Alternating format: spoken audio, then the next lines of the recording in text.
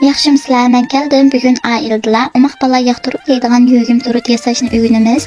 Meni qo'shilib oxirigacha ko'rib o'rganinglar. Ketarlik materiallar 50 gram sut, 50 gram suv may, 50 gram un, 5 dal tuxum, 8 gram ko'kofin, 17 gram ilman suv.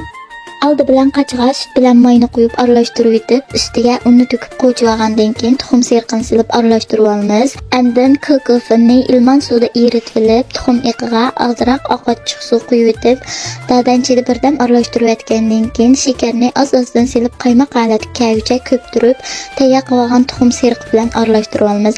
Andin ko'kofinga ozroq quyib, 170 gram nisbati tanglashib aralashtirib olgandan keyin Duxovka taqsiga may qog'oz silib o'tib, oldi bilan tuxum iqi bilan serqib tangishib olgan materialni qo'yamiz. Ustiga ko'kofinda tangishib olgan materialni qo'yib, tashkil etib etgandan keyin duxovkaning ostisini 170 gradusda qizitib, yarim soat atrofida pishirib olamiz. May qog'ozni so'yib ilib o'tib, yana may qog'ozning ustiga qo'yib, filmda ko'rsatilgandek yo'g'ib olib, kesib iste'mol qilsak bo'ldi. Ta'mim shunchalik yeyishlik, bek tatli bo'pti.